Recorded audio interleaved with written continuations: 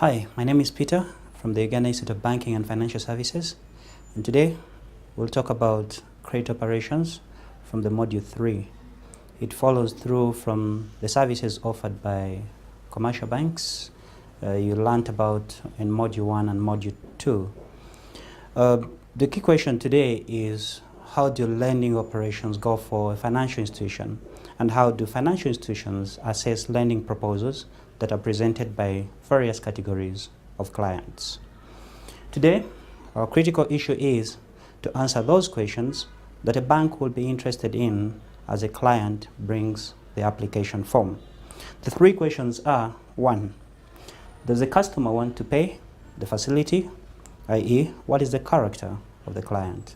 Number 2, is the customer able to pay, i.e., what is the capacity of the client to meet timely repayments? And number 3, the risks.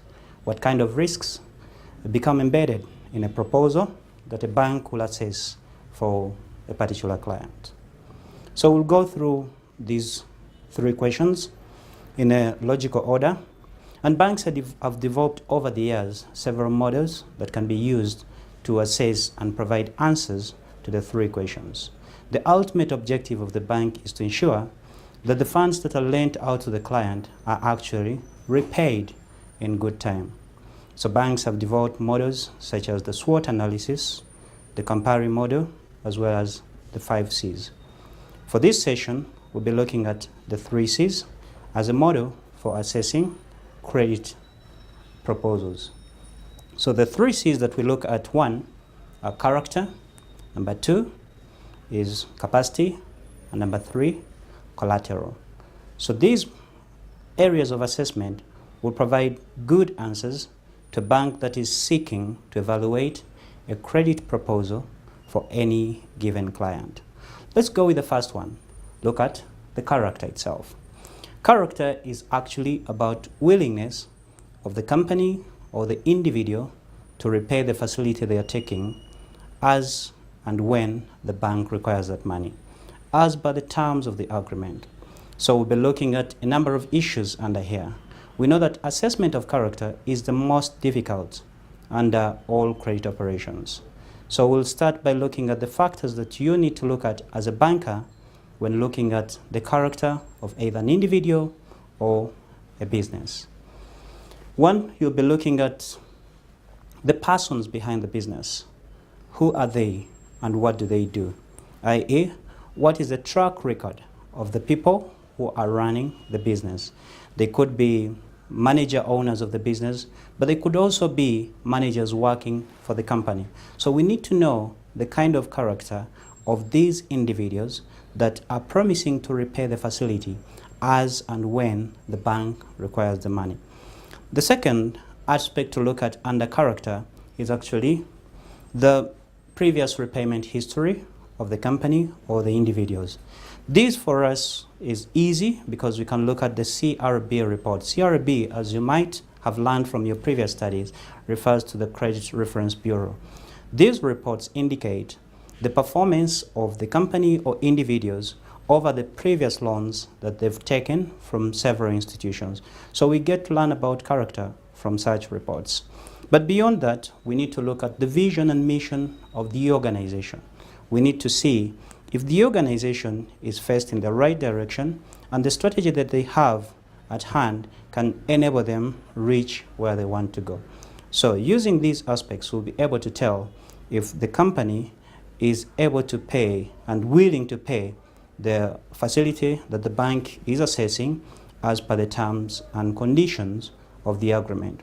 So character side, we'll then look at the second aspect, which we talked about, and that is capacity. Capacity refers to the ability of the institution or the individual to make repayments in a timely manner.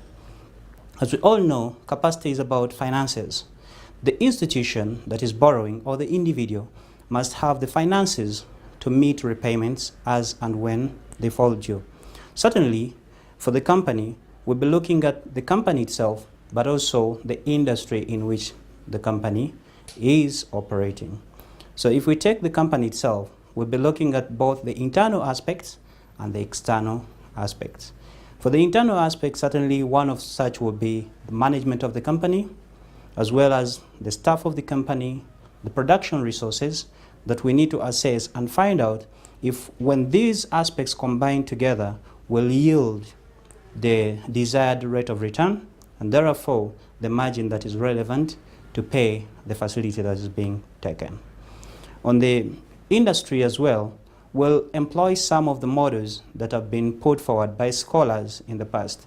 These will include Porter's 5 forces model or the SWOT analysis as well.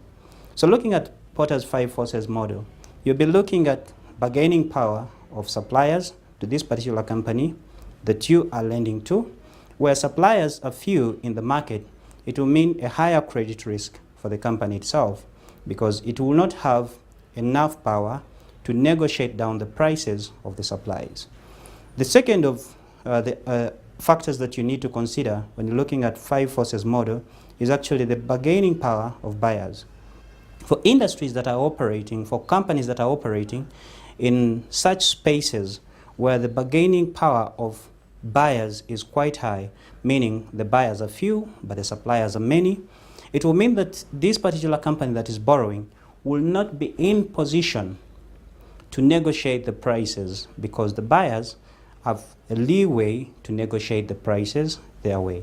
We may also look at competitive rivalry, meaning if the company is operating in a space that has lots of other competitors, then there will be price wars, and price wars normally drive down the margins, and the company may fall into difficulty meeting the target rates of returns and being able to pay for the facility.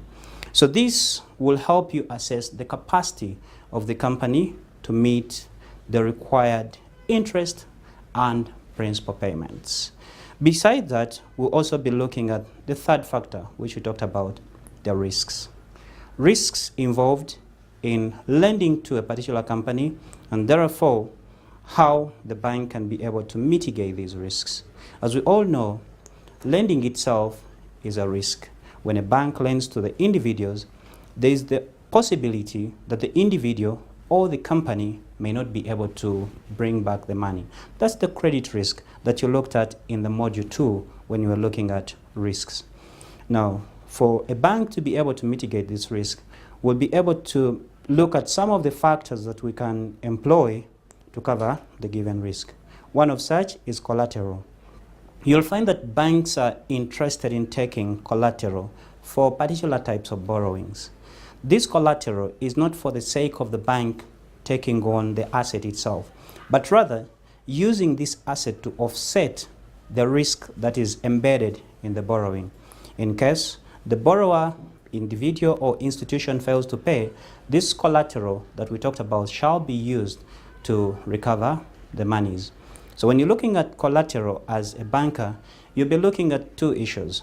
1, the amount of the loan on one side, and 2, the quality of collateral on the other side. What you need to find out is that the money that is taken out by a client, will it be ably covered by the collateral that we're taking on this side? So the 2 must be able to match, and remember to leave that margin because collateral may depreciate in value. So you want to go at the end of the day, when you're recovering this money from your collateral, you should be able to recover actually slightly a little bit more because the loan will have accumulated some interest. So these 3 factors that we've talked about will help banker determine whether or not to give a facility to a particular individual or company. The factors discussed in this session have been character, capacity, and then collateral. This helps us to assess whether the client who is borrowing, or be it an individual or corporate, are able to meet their repayments in a timely manner. Thank you very much.